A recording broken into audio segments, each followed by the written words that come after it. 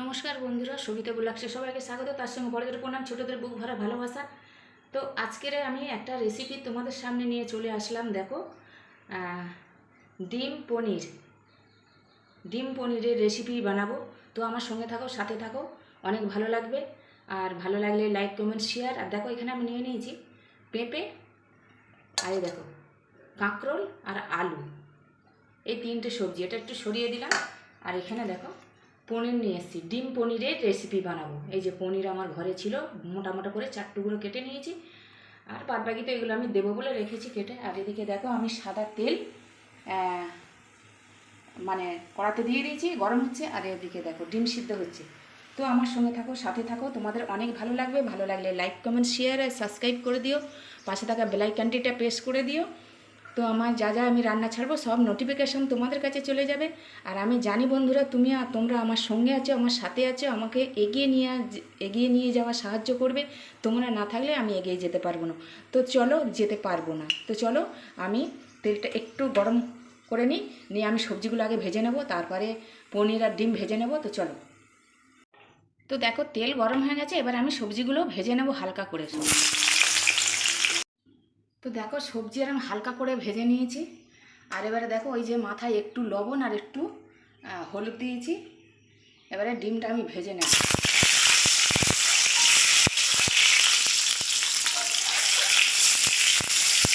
তো দেখো ডিমটা ভাজা হয়ে গেছে। আর ওই তেলে কিন্তু নুন আর হলুদ আছে যেহেতু, ওই জন্য আমি পনিরটাও ভেজে নেব। ক্যামেরা শুধু ঘোলা হয়ে যাচ্ছে আমার আজকে। দেখো ডিমটা ভেজে নিয়েছি এরকম করে। তো পনিরটাও আমার ভাজা হয়ে গেছে। এবার আমি ফোড়নে দেবো জিরে আর একটা তেজপাতা। তো দেখো ফোড়নটা হয়ে গেছে। এবার আমি একটা বড় সাইজের পেঁয়াজ কুচুনি, পেঁয়াজটা হালকা করে। তো দেখো হালকা করে পেঁয়াজটা ভাজা হয়ে গেছে। এবার আমি টমেটো কুচি দেব, একটা টমেটোর হাফ দিলাম। এটা একটুখানি ভেজে নেব। তো দেখো টমেটোটা দিয়ে একটু নেড়ে চেড়ে নিয়েছি। এবারে দিয়ে দেবো 4টে কাঁচা লঙ্কা কুচো। আর এখানে আছে দেখো পরিমাণ মতো লবণ, আর হাফ টেবিল চামচ হলুদ, আর 1 টেবিল চামচ ধনে গুঁড়ো। তো দেখো গ্যাসটা একটু অফ করে দিয়েছি, কেননা মশলাটা পুড়ে যাবে। এবার আমি দিয়ে দেবো 1 টেবিল চামচ। এটা কিন্তু মানে ঘন করে বাটা, এটা একটু পাতলা করলে 1 টেবিল চামচ হবে। এটা জিরে বাটা 1 টেবিল চামচ, আর আদা বাটা 1 টেবিল চামচ দিয়ে এবার আমি এই যে জলটা আছে, এই জলটা একটু পরে দেবো। দিয়ে আমি এটাকে কষিয়ে নেব ভালো করে। তো দেখো একটু কষিয়ে নিয়েছি। এবারে ঝাল গুঁড়ো লঙ্কা দেবো এই চামচের 1 চামচ, ছোট্ট চামচের। আর এবারে জল দেবো, জল দিয়ে এবার কষিয়ে নেব ভালো করে। তো দেখো তেল ছেড়ে দিয়েছে, দেখো এই যে। এবার আমি ভাজা সবজিগুলো দিয়ে দেবো।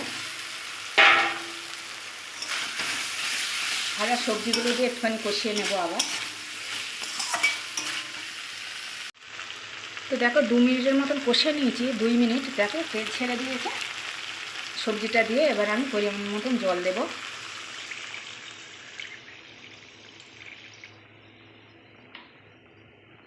আর একটু জল দেব। এবার এদিকে দেখো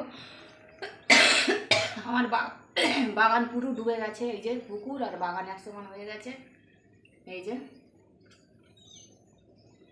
সেই যে একটা পাখি যাচ্ছে, ওই যে পাখি দেখতে পাচ্ছি না, ওটা ডাক পাখি নাকি,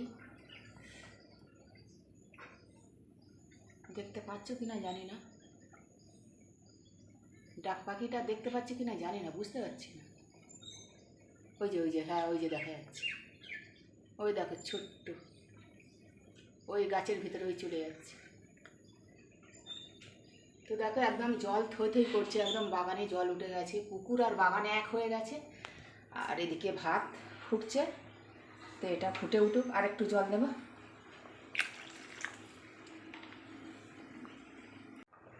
ওই দেখো একটা ছোট্ট পাখি, ওই ডাক পাখিটা যাচ্ছে ওই যে। আর ছোট্ট ঘুঘু পাখির বাচ্চা, জানো তো, সেই লাভ কেটে কেটে চলে যাচ্ছে। দেখো ওই যে ওরে বাবা, দেখাতে পারছি না তোমাদেরকে। ওই দেখো সেই ছোট্ট বসে আছে, ওই নড়ছে, ওই পা নড়ছে, ওই যে ওই যাচ্ছে। আর এদিকে তো ঘুঘু পাখি এই যে চলে যাচ্ছে।